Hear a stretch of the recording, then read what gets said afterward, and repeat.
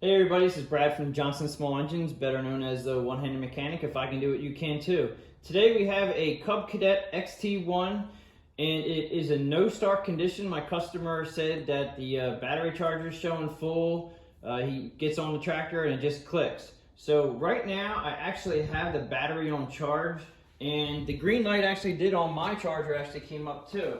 The first thing though I want everybody to do before, if they're getting their tractor out for the first time this year, we definitely want to check the oil first, just to make sure that our oil is up to where it should be. Now the customer did tell me that he changed the oil, so you're not going to be able to see this. It's very, very, very clean. And just double check to make sure that it's up between the bar graph on your dipstick. Now this one, he definitely overfilled it, and we're going to have to tend to that. We're going to have to lower that down, but that's not the point of this video. The point of this video is starting your machine, because this won't start. So we're going to come over to the battery charger. I'm going to show you that my battery charger actually has the green light on it. I threw the battery on charge. The green light is on. We're going to see what happens as far as starting it. Now, most tractors, you're going to be able to crank the engine over if you have the brake engaged. So make sure your emergency brake is on any tractor that you have. This is a Cub Cadet, so I can't really say exactly how you're going to engage the brake on every machine, but make sure your brake is on, make sure it's in a lock position, and you should be able to crank over your machine. So now we're going to go to try to crank it over. The reason why I have the seat up is because I have my jumper cables on here. I'm going to try to crank this. Okay, so it's giving me a very loud clanking noise. Now I'm going to take the battery charger off just so I can show you guys just listen for what you're hearing. Okay, so this is actually, when you crank, okay, it just went away. So it had a little bit of a click, and it had a little bit of a vibration sound. That to me, because this is what I do, is I know 100% this is the battery. Now he had the same thing. My battery charger showed green light. So this battery technically, in his eyes and my eyes, should be charged up. I know as a fact that you can have 12 volts at the battery, and sometimes the battery won't be there for you. Let me see if, we'll check the voltage on it. And you have a voltmeter. I'm gonna put all the tools that I use, battery tester, or battery charger, the meter here, I'm gonna put them in the description below in case you wanted to get these. Most of these items you can get at Harbor Freight. I know I had a couple comments telling you that. And I have a Amazon affiliate to, if you wanna just order them from my website, that'd be greatly appreciated. Now look, it's showing 12 volts right there, okay? Even though it shows 12 volts, even though that battery charger showing that it was charged, you're getting nothing now. Okay, now also you want to make sure, check to make sure your terminals are tight. Okay, these battery terminals are very tight. That is good. They are very clean. If your battery cables, your terminals are not clean, then take them off, brush them off, get all the battery acid I know gets on these and they get real corroded. Make sure that your battery cable ends are very clean. Make sure your terminals on your batteries are very clean, and then put it all back together again. If you're showing green and you're just getting a click like that, I'm gonna just go ahead and do this one more time. We're gonna put the battery charger on it just so you can hear this one more time. Positive, positive, negative, negative.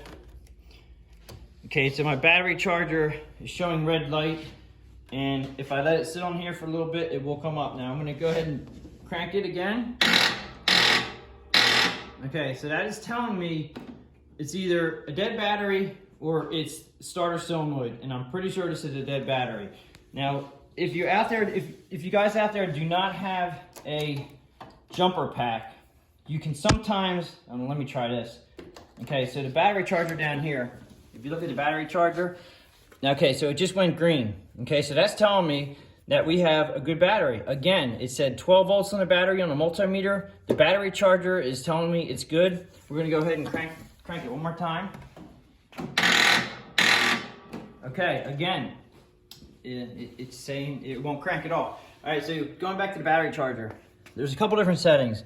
I always try to bring up my batteries on a low amp. Just bring them up slowly. It takes a little bit longer, but they get a better charge. Then you have a 10 amp, which is just a faster charge. And then you also have what they call a quick start 50 amp. Now, if you have a battery charger like this, you can put it up to the 50 amp all the way up top.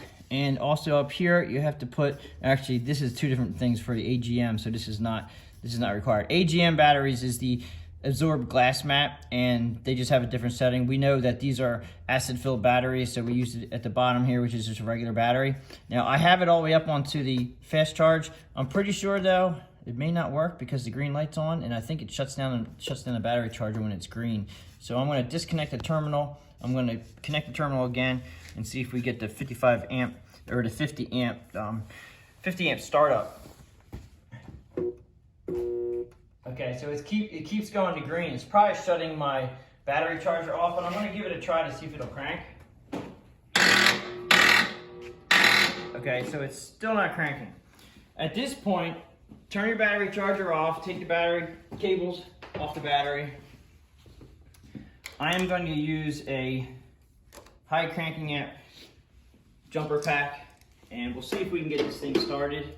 Before I take the battery out and replace the battery, I just want to confirm that we can get this started by using a jumper pack. If you don't have a jumper pack, this is the point where you probably should go take your battery, buy a new battery, put the battery in. And if you do buy a battery, there are two different ways you can buy a battery. And the way I see two different ways is your negative is on this side, your positive is on this side. When you buy a new battery, you can actually get them reversed. So you'll buy the battery and the positive will be over here and the negative will be over here. Okay, so if that happens, what you can do is sometimes you can turn the battery around and you'll have, because the negative will be over here, it'll be over here, positive here. The problem being with some tractors is your cables sometimes will not turn over. Like if we get a battery, if we buy the battery incorrectly, in the positive or the negatives over here, because this is positive, this is negative, then this right now, if we put the battery in exactly the same way, this cable will not reach over here. So take your battery with you, make sure you're getting the correct sides. Make sure the positive is on this side and the negative is on this side when the terminals are closest to your body. That's the way I explain it, because you can have battery terminals over here too. Also, when you buy a battery, this battery here, it says the date that it was put in service, March of 2017. It is now April of 2022. And this battery, in my eyes, is 5 years old. And I give battery life 3 to 5 years. 3 years if we don't take care of them in the wintertime, which means that you should charge them once a month, or 3 years if you don't take care of them. If you charge them in the wintertime and keep them fully charged all year long, then the batteries can last you up to 5 years. This battery is 5 years old. It's probably on its last leg, obviously. And then this also has 230 cold cranking amps, which is probably bare minimum for this engine. I would suggest if you can buy a battery with 250 cold cranking amps, depending on your engine. If you have a single cylinder engine, 230, 250 is fine. If you have a twin cylinder engine, I recommend bumping that up. The batteries that I sell at my shop are 300 cold cranking amps. That's 300 CCA batteries.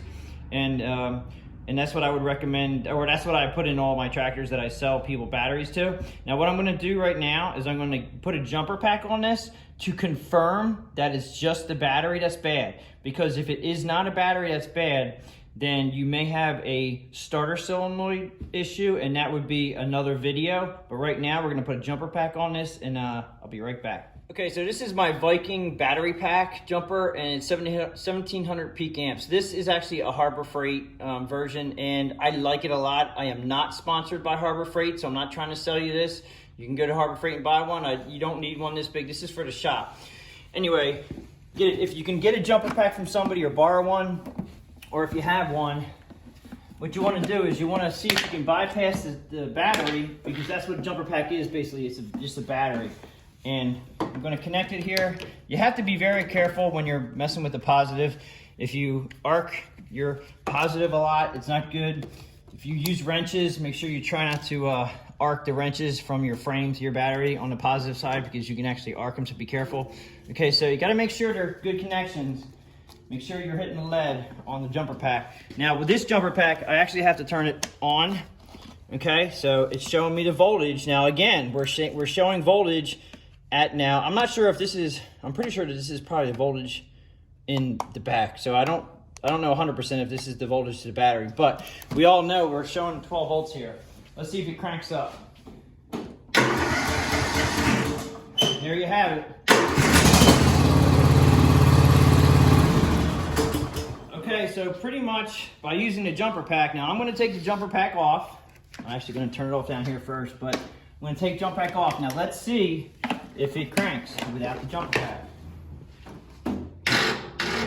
There it is. All right, there it is. Dead battery.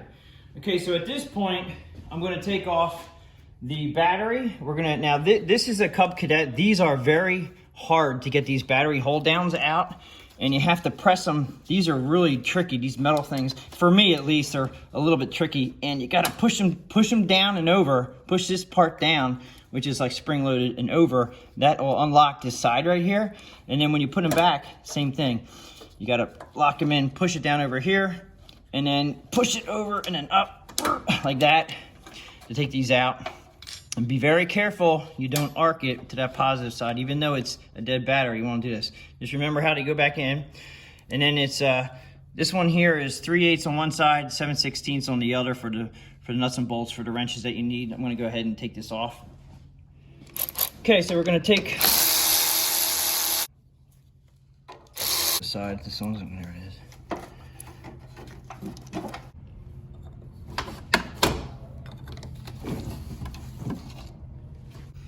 Okay, so now I'm gonna get rid of, he must have had a grass catcher, because, wow. This is when you clean out your battery terminal area, battery box area, not terminal area, battery box area, clean all this out. And then we have, now I'm putting in my battery. Okay, so I'm putting the battery in. We're gonna take the caps off here. I'm gonna reattach the battery. And you want to make sure that, now this, I'm lucky right now because these are not corroded. Make sure that they're clean. Your terminals going to your battery are clean. And you got to be really careful, like I said, about connecting the positive. You don't want to arc wrenches, if you're using wrenches, to the frame or across the terminals. You don't want to do that. I've had a lot of people do that. A lot of people cross the terminals with their wrenches because they're going like this and tighten them, and then all of a sudden they go over to here and yeah, it's not good. So go ahead and tighten this up.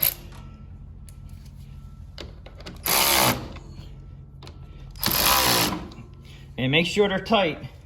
And I usually put a little bit of either Vaseline or a battery terminal spray to keep them from corroding. Okay, so let's see what we get at the crank. That's pretty much it. Again, start it up.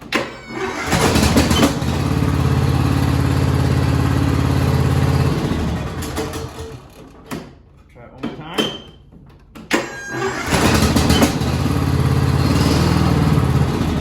Now, another thing I'd like to show you is that you can also confirm that your battery is being charged. That is one thing that whenever I do a battery install, I check the charging system. So you're gonna put your voltmeter at voltage, DC volts that is, it's DC volts on your meter. And then we're gonna check them here, and it looks like it's saying 12.44. Now when I start up and run this, you're not gonna be able to hear me, but I'm gonna come back to this and I'm gonna put the terminals on there. It should go up above 12.5 volts. It should actually go to 13 to 14 volts to show that the charging system on the tractor is actually charging. So we're gonna check that right now.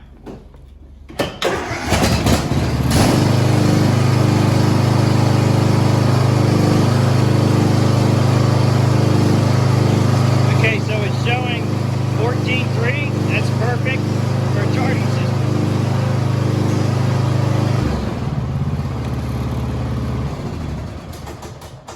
Okay, so some of you may want to try to jump start your old battery and then check your battery charging system. If your battery charging system is working, you're probably gonna be like, oh, I can just charge up the battery. Well, but the problem is that the battery is so old that it won't hold the charge.